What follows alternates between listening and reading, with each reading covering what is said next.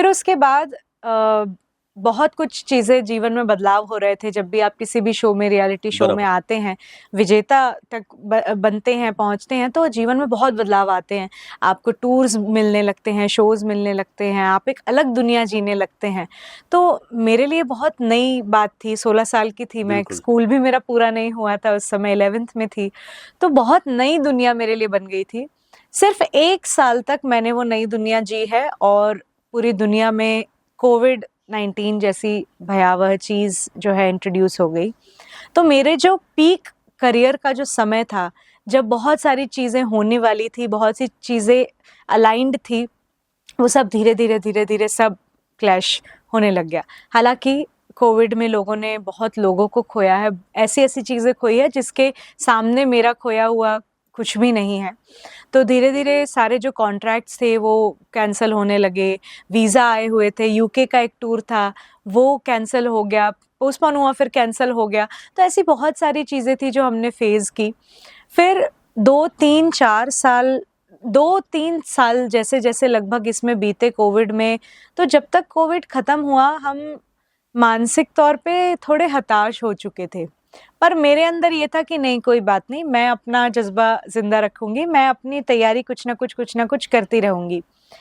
फिर मेरे पापा काफ़ी बीमार हुए, मेरे पापा का नागपुर में ट्रीटमेंट चलता था कोविड के पहले, और कोविड जब आया तो नागपुर से ही मना हो गया कि भई आप इतनी दूर से ट्रैवल वगैरह नहीं कीजिए, आपके आस-पास जो भी हॉस्पिटल या डॉक्टर्स अवेलेबल है वहाँ दिखाइए। वहीं से उनका केस जो है थोड़ा बिगड़ना शुरू हो गया, क्योंकि होता है जब डॉक्टर्स और ये सब चेंज हो जाते हैं, फैसिलिटी नहीं हो पा रही थी। तो 3 साल बीते और मेरे पापा की तबीयत कंडीशन बहुत ख़राब हो चुकी थी उस समय तक, वो बेड रेस्ट पे थे कंप्लीटली। मेरी मम्मी पूरे टाइम उनकी सेवा में ही रहती थी। मैं उस समय म्यूज़िक सिखाती थी, फ्रंट रो करके एक कंपनी थी, उसमें मैं एज़ अ म्यूज़िक कोच मैंने जॉइन कर लिया था, क्योंकि बहुत सी चीज़ें थी, घर को सपोर्ट करना था, बहुत सारी ज़िम्मेदारियाँ महसूस होने लगी थी।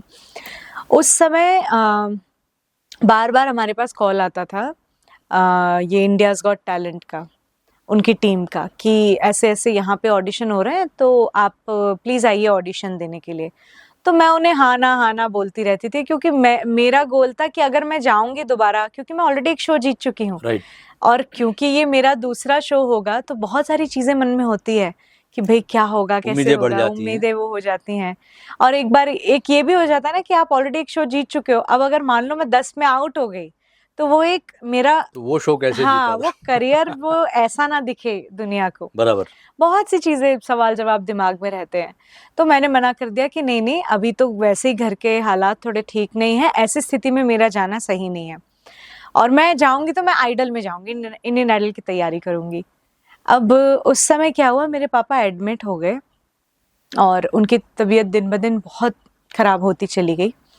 तो जब मैं और मम्मी कॉल उठाना हमने बंद कर दिया, तो जो टीम थी उन्होंने कहीं न कहीं से मेरे पापा का नंबर खोज लिया और पापा के फ़ोन पे उन्होंने काफ़ी कॉल लगाया, और पापा ने हॉस्पिटल के ही बेड में फ़ोन उठा लिया और उनको फ़ोन पे बोल दिया कि आपकी बेटी फ़ोन नहीं पिक कर रही है, हम उसको ऑडिशन के लिए बुलाना चाहते हैं। अब ऑडिशन के लिए वो काफ़ी उन्होंने कॉल किया, अब पापा मेरे से बोल रहे हैं कि बेटा तुम जा क्यों नहीं रही? मैंने कहा पापा आप अपने आप को देख रहे हो? आप हॉस्पिटल के बेड पे लेटे हो और आप मुझे बोल रहे हो कि मैं ऑडिशन देने चली जाऊँ? उस समय पे उसके कुछ दिनों के ही अंतराल में, 1 हफ्ते के अंतराल में मेरे पापा एक ऐसी सिचुएशन में पहुँच गए जिसको ब्रेन कोमा बोलते हैं। ब्रेन कोमा सिचुएशन में क्या होता है कि जो आखिरी मेमोरी आपके दिमाग में होगी ना, इंसान वही रिपीट। अच्छा। तो दवाई का समय, इसका उसका समय, हम भागा-दौड़ी कुछ भी कर रहे हैं, पापा के मुँह में एक ही बात है, कॉल आया था कुहू के ऑडिशन के लिए, तुम ऑडिशन देने नहीं गई। अच्छा। जाओ तुम मुंबई जाओ, तुम ऑडिशन दो, तुम मुंबई जाओ ऑडिशन दो। ये उनके रट लगा दी उन्होंने इस चीज़ की। मैंने वो इग्नोर किया, पापा को झूठ बोल दिया, हाँ, जा रही हूँ मैं और ऐसा-वैसा। धीरे उनकी तबीयत बिल्कुल ही गिरती चली गई, मल्टी ऑर्गन फेलियर हुआ उन्हें धीरे-धीरे, और 15 दिन के अंदर वी लॉस्ट हिम, नहीं बचे। जब पापा को जिस दिन पापा चले गए, उसके अगले दिन मैंने उनके सब संस्कार वगैरह सब मैंने ही किए, और जो पूरे 13 दिन थे, वो पूरे 13 दिनों तक मेरे मन में सिर्फ उनकी वो आखिरी वो रट मेरे दिमाग में चलती रही कि मुंबई जाओ, ऑडिशन दो, मुंबई जाओ, ऑडिशन दो, मुंबई जाओ। जब 13वां दिन था, जिस दिन 13वीं होती है, उस दिन हमारे यहाँ जितने लोग थे, सब थे, वो सब हमें नमस्ते करके, प्रणाम करके, सब धीरे-धीरे करके सब चले गए। और एक खाली घर में मैं, मम्मी और मेरी बहन, सिर्फ हम लोग बचे। उस दिन हमें पहली बार रियलाइज हुआ कि भाई जीवन में बहुत बड़ी चीज हो गई है, एक व्यक्ति चला गया है। तो 14वां दिन था ये, और हमने सोचा कि मम्मी पापा बहुत पीछे पड़े थे ऑडिशन के लिए। उस दिन भी कॉल आया, तो मैंने उनको ढांस दिया, मैंने उनको मतलब चिल्ला दिया फोन पे कि आप समझ रहे हैं आप क्या बोल रहे हैं? आपको पता है हम अभी किस सिचुएशन में, हम मेरे पापा नहीं रहे हैं, ऐसा वैसा, 13वीं हुई है कल, और ये वो। फिर भी वो बंदा इतना ढीठ था, उसने बोला कि आखिरी ऑडिशन परसों होने वाला है, अगर आपकी इच्छा हो तो ये लास्ट है, इसके बाद मैं आपको कॉल नहीं करूंगा, अगर आपकी इच्छा हो तो ये रही डिटेल्स, आप प्लीज आइएगा ऑडिशन देने। मैंने बोला, मैंने काट ही दिया फोन, उनको कोई रिप्लाई नहीं दिया। मम्मी ने बोला कि चलते हैं। मुझे भी बड़ा शौक था कि मतलब मैं बड़ी शौक हो गई कि ये क्या हो रहा है, कैसे, मतलब। पर फिर भी हमने पता नहीं कैसे, शायद पापा ही चाहते थे कि ऐसा हो। 15वें दिन पे हम ऑडिशन देने पहुंचे। मैं पापा की याद में उनका जैकेट पहन के, उनका कोट पहन के चली गई थी, क्योंकि अक्टूबर, दिसंबर, नवंबर का महीना था, काफ़ी ठंड थी। तो मैंने उनका कोट पहन लिया कि आपको ऐसे लेके जाती हूँ साथ में, ताकि आप रहोगे साथ में तो मुझे हिम्मत मिलेगी। बस ऑडिशन दिया है, ऑडिशन सुना है सबने, और मतलब 13वीं के दिन जो महसूस हुआ था ना कि केवल 3 लोगों का परिवार बचा है, आईजीटी ने मुझे लाखों लोगों का परिवार दे दिया। ये बड़ी बात है। मैंने जो इस साक्षात्कार की शुरुआत में कहा था ना कि दिखने में छोटी बच्ची, छोटा पैकेट बड़ा धमाका, बहुत परिपक्व है कि अपने जीवन का जो सबसे विपरीत दौर है, जिस दौर से हम होकर गुजरे हैं, ऐसे दौर की कहानी सुनाते सुनाते कई बार, कभी शायद मैं भी, अगर मैं कभी अपने जीवन की ऐसी कोई कहानी सुनाऊं तो शायद भावुक हो जाऊंगा, आँख छलक जाएगी।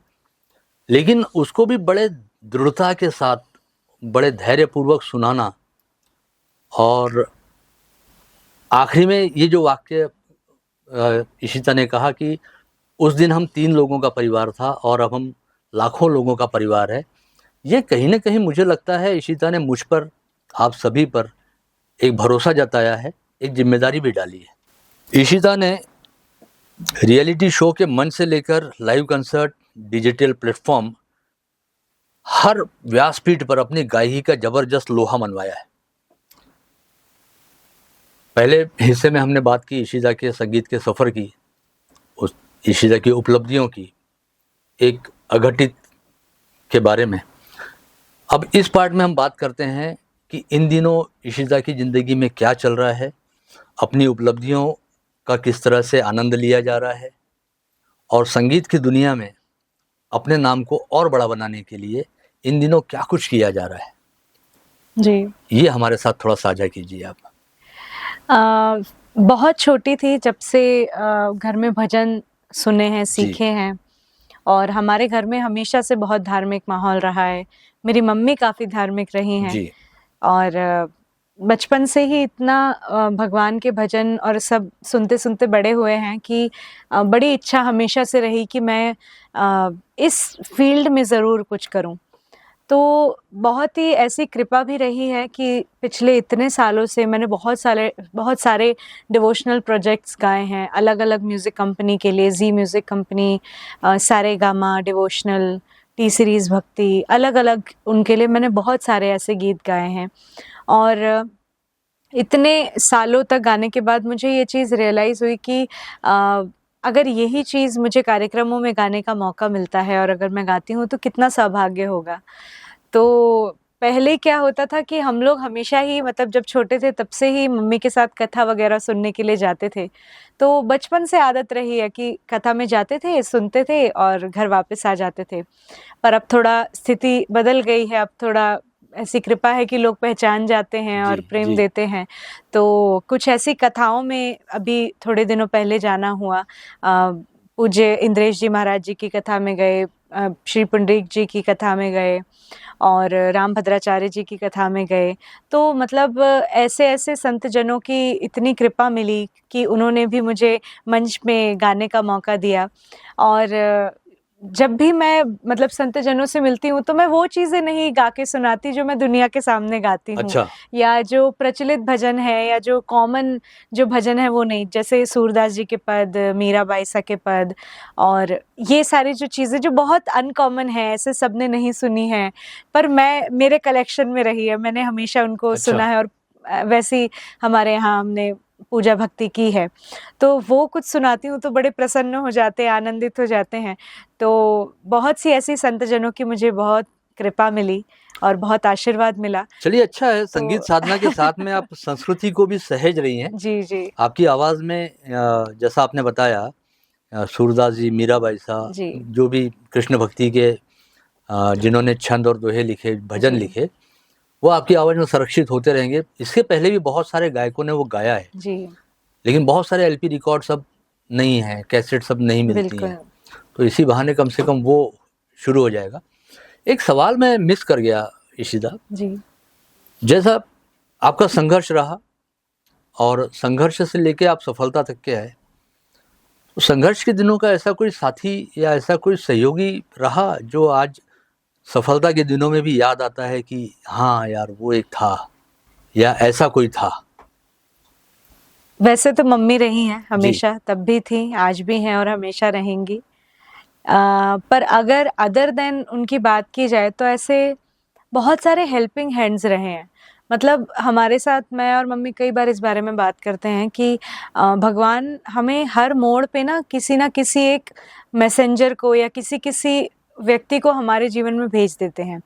जैसे जब हमारा बहुत स्ट्रगल का दौर था, जब हम आए दिन हर थोड़े दिनों में जबलपुर से मुंबई अप डाउन किया करते थे, तो उस समय एक ब्रजेन सर करके हैं, वो हमने एक रेलवे के लिए शो किया था, तो वो कोई रेलवे में जीएम थे। तब मेरा उतना कोई नाम भी नहीं था, ना ही मैं टीवी में आई थी, ना ही मेरी कोई पहचान थी, कुछ भी नहीं था, कोई पॉपुलैरिटी नहीं थी।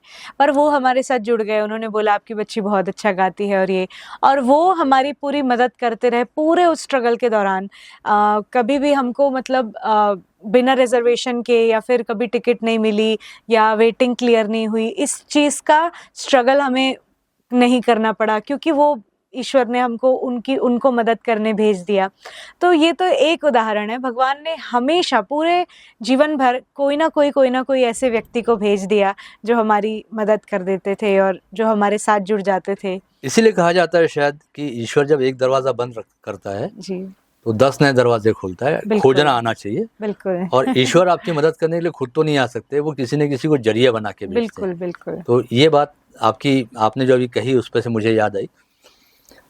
जबलपुर की एक सामान्य लड़की और अब सोशल मीडिया और टीवी जगत पे अपने कला, अपने कौशल्य से राज करने वाली इशिता विश्वकर्मा, तो रियलिटी शोज़ के बाद में व्यक्तिगत स्तर पर ज़िंदगी में क्या कुछ बदल गया? बहुत कुछ बदल गया। मतलब कैसे बताऊँ? मुझे ऐसा लगता है कि अम, अगर आपके मम्मी-पापा आपके साथ खड़े हैं ना, तो आप किसी भी चीज़ से जीत सकते हो। और अगर आपके मम्मी-पापा को कहीं न कहीं दुनिया का संदेह है कि 4 लोग क्या कहेंगे, लोग क्या कहेंगे, और इस बात से अगर कहीं न कहीं आप पीछे हट जाते हो ना, तो आपके जीवन में कुछ न कुछ कर पाना या कुछ करना मुश्किल हो जाता है। तो मुझे ऐसा लगता है कि ये जो पूरा शिफ्ट मेरी लाइफ़ में आया, इसको बैलेंस करने का काम मेरे मम्मी-पापा ने बहुत अच्छा किया। जी, जैसे मैं जब छोटी थी और कॉम्पिटिशन्स में जाती थी, कई बार हार जाती थी, तो हताश हो जाती थी, ये सोचती थी कि नहीं अब कल से नहीं करूँगी रियाज़, नहीं अब कल से नहीं गा रही मैं, क्योंकि मेरा नंबर ही नहीं आता है, मैं हार जाती हूँ, बहुत रोती थी। उस समय पापा-मम्मी हमेशा अरे यार तो ऐसे थोड़ी हार मान जाते हैं, कितनी बार सचिन तेंदुलकर ज़ीरो पे आउट हो चुके हैं, कितनी बार ये हार चुके हैं, वो हार चुके हैं, ऐसे उदाहरण मुझे घर में देते थे। फिर आज भी मुझे वो दिन याद है जब मैं सारेगामापा जीती थी, मेरे हाथ में ट्रॉफ़ी थी, कार जीती है, ये जीता है, वो जीता है, सब चल रहा था। उस समय मेरे पापा ने बोल दिया था कि बेटा ये अंत नहीं है, क्या बात। ये आखिरी नहीं है, अभी जीवन की बहुत लंबी दौड़ बाकी है और बहुत सारे संघर्ष अभी और बाकी हैं, अभी बहुत लंबी कहानी लिखनी है, बहुत लंबी जर्नी जीनी है। तो मुझे ऐसा लगता है कि जो सीसॉ जो होता है, तो मैं अगर इस तरफ हूँ तो मेरे माँ बाप ने कभी भी मेरे साथ नहीं, मेरे सामने वाली सीट को चुना है और हमेशा एक बैलेंस बना के रखा है। इसलिए मुझे ना बहुत ज़्यादा शिफ्ट महसूस नहीं हुआ कि मेरे इसके जी। पहले का जीवन ये था वो था। ऑफ कोर्स वो एक पॉपुलैरिटी और लोगों की पहचान में बड़ा उसकी अपनी फर्क आ कीमत जाता होती है, है। उसका अपना एक अलग एक प्रभाव होता है। पर जी। घर में आज भी वही है, आज भी मतलब डांट पड़ जाती अच्छा। है, आज भी सेलिब्रिटी होगी बाहर, सेलिब्रिटी होगी बाहर, है ना? घर में पड़ जाती है मम्मी घर में आज भी वही आज पुरानी भी। उस स्टाइल में, है ना? तो कुछ बदला नहीं है, जैसे ही मैं घर की चार दीवारी के अंदर एंटर होती हूँ सब सेम टू सेम है। वैसे मैं आपकी मम्मी से भी मिला हूँ, उनकी भी आप बातचीत करने का जो तरीका बड़ा सॉफ्ट है। जी। वो डांटती भी होंगी ना, बड़े सुर में डांटती होंगी, है ना? लास्ट टाइम जब अपनी बात हुई थी तब उस समय मैं मिला था उनसे जी। और उनको मैंने टीवी पे वो गाना गाते मासूम फिल्म का कौन सा गीत था वो, तुझसे तुझसे नाराज नहीं। नहीं जिंदगी, वो उनका वो गीत मैंने सुना हुआ है। जी। तो इसलिए मैं बोला कि वो अगर डांटती भी होंगी ना, बड़ा सुर में डांटती होंगी, है ना? नहीं वैसे मम्मियाँ सुर में नहीं डांटती, मम्मियाँ डांटने पे आती हैं तो फिर मम्मी वाले मम्मी स्टाइल में डांटती मम्मी हैं। बन जाती हैं मम्मी। जी।